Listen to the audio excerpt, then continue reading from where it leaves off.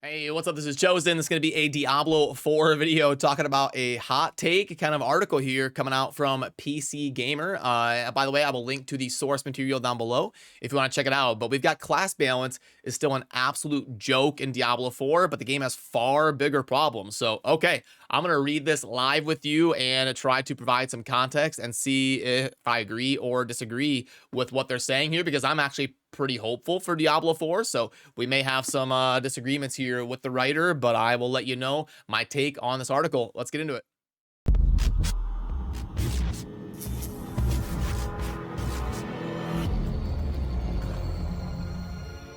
Alrighty, so by the way, we are only a couple weeks out from the game actually launching live, and I'm gonna be super excited to bring you in-game content. But right now, for the next couple weeks, I want to cover the game for you here on the channel, and it's content like this that is really all we have access to. So I'm gonna try to see how people in the broader gaming community are feeling with a topic like this every now and then. So okay, class balance is still an absolute joke in Diablo 4, but the game has far bigger problems.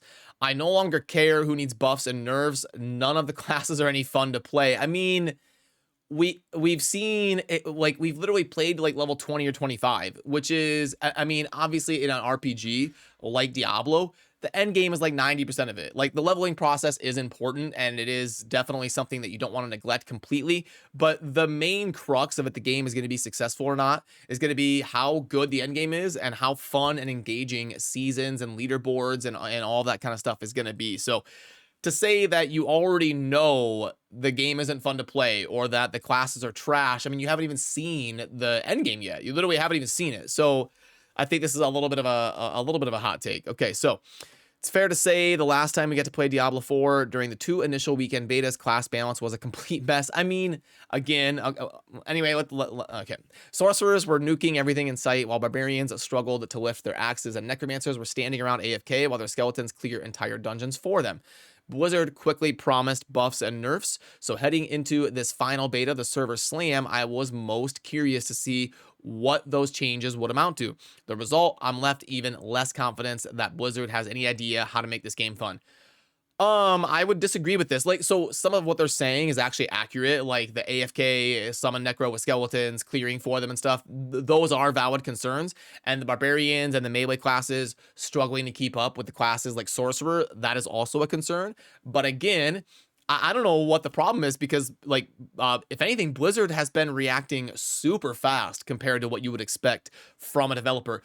Usually developers are like, hey, we're going to wait and see. We're going to gather information. We're going to listen to feedback and we'll address this in the future. But Blizzard, I mean, they've literally hotfixed the server slam like after it was live for 8 hours. I mean, they're willing to jump in and make changes. I mean, the game isn't even out yet. So if anything, I would say that's promising. And you haven't like, barbarians might be super broken in the end game. We don't know. Like maybe barbarians will be meta. We haven't seen the builds. Barbarians at least felt a little stronger than they did before. It wasn't too backbreaking to beat the Den Mother this time around, but they're still substantially slower, weaker, and less versatile than anyone else. Sorcerers remain walking nukes that can kill enemies 3 screens away. Meanwhile, necromancers got nerfed so haphazardly that they had to get rebuffed halfway through the beta, and because their skeleton minions were now dissolving in the presence of bosses and leaving them plinking away with pitiful ranged spells. So some of this is a little bit more I agree with, but like like rogues are doing insane damage early game. I like rogues can keep up with sorcerers in terms of damage, I feel like. So some of this is mostly based though. In short, class balance is still an absolute joke, and Blizzard has shown no sign of having any vision for what direction changes should be going in. Sure, this was still a beta, but the launch is due June 6th with early access on June 1st. We're very unlikely to see substantial tweaks before then. Right now, we're looking at a day one where sorcerers and barbarians are not so much playing different games as operating on different planes of reality. Again, everything we know as of right now is going to be completely irrelevant 3 hours after launch. So once barbarians have their Paragon board and some crazy stuff, they might outscale sorcerers late game. We just don't know yet. So I think this is a little bit jumping the gun on an opinion. But really, the class imbalance is just a symptom. The real problem is that it doesn't matter whether your favorite class is firing on all cylinders or shooting blanks, and none of them are much fun to play. I mean, it's the early game. Like in Diablo 3, when you're running around with no abilities and no power scale at level 8, the game isn't fun to play either. You got to wait until you get your sets and you get your build and you're actually flowing with your resource and your movement speed and everything, and then the game kind of unlocks and you start really progressing. So I think a lot of games are like this. When you first like jump in any game and you're level 1, it's going to be hard to expect that to be the end game product that ramps up. For Barbarian, the game is boring because it's a long, slow slog of whacking at spongy health bars. For a Sorcerer, the game is boring because you just throw out a handful of very similar spells that work in all situations and things melt in your presence. Okay, so clearly this person thinks Sorcerer is absolutely broken and they hate Barbarian. At no end of the spectrum has Blizzard found satisfying, interesting gameplay loops other than the endless treadmill of watching numbers incrementally go up. I mean, at level 10, sure, yeah. As I've mentioned during the last betas, Blizzard hasn't learned anything about action RPG combat in the last 11 years since Diablo 3. I mean, the way that potions function in game is better than Diablo 3. And they're going back a little bit more to the roots of the darker environment and like the lower damage numbers and stuff like that. So, I mean, I think that's a little unfair. I'd go so far to say as it stepped backwards. As I went into then, fights are slow and awkward with any potentially interesting combos or loops hamstrung by long cooldowns. You're going to have long cooldowns when you're a low level character and you don't have optimized gear yet that prevent any kind of satisfying rhythm. Character building is the worst of both worlds, streamlined and restrictive with clear intended paths for characters to take, but fiddly enough that theory crafting is mostly a matter of hunting for keywords. Even healing is wrong-headed. Spellcasters can just ignore their health, while melee characters have to plan every boss fight around when more potions are going to drop, and completely uninteresting subsystem. There are only 2 ways to die. Either your character that can't avoid getting hurt and you simply run out of resources because your DPS isn't high enough to get the next step of the fight, or you're a character that never gets hurt, but you take a stray hit from an obnoxiously long crowd control effect that gets battered down before you can unfreeze and chug a potion. Neither is at all satisfying or dramatic. I mean, there are concerns with the melee versus range mechanic, and we see this a lot in games like Diablo 4. It was a problem in Diablo Immortal as well. So I do agree that the melee versus ranged gap and the functionality in the game is going to need to be addressed, but I think this is a little bit over dramatized. Horrible bosses. So during the Service Slam, everyone had one goal in mind: to kill the world boss, Ashava, and claim their exclusive cosmetic. But the Great Beast only ended up being the perfect capstone to Diablo 4's problems. As Fraser discovered, fighting it was a long, tedious slog that made every part of your character feel meaningless. Playing a tanky build pointless because you die in one hit from one of its enormous AoE attacks. Playing DPS, enjoy watching an enormous health bar achingly slowly tick down while you spam one spell that has no visible reaction to. Playing support, no you aren't, that doesn't exist. You're level 20.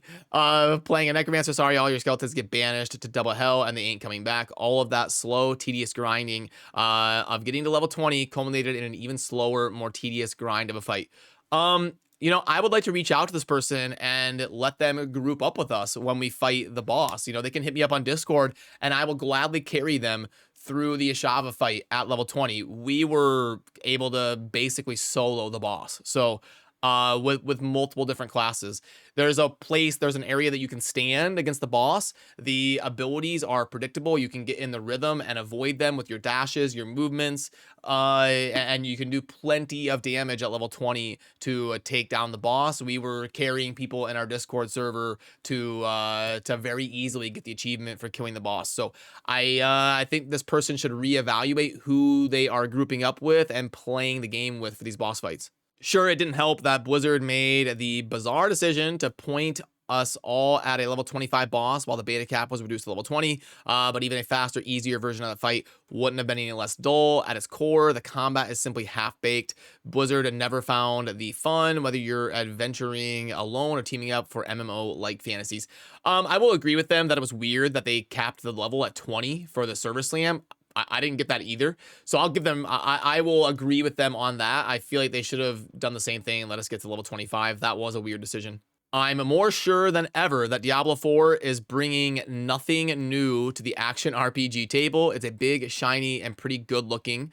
A lot of people are going to give it a pass for that. Maybe for mindlessly pushing it through while you watch TV, it'll do the job for a lot of them. But not only is there no innovation or creativity here whatsoever, there isn't even a basic understanding of how to make an action RPG engaging.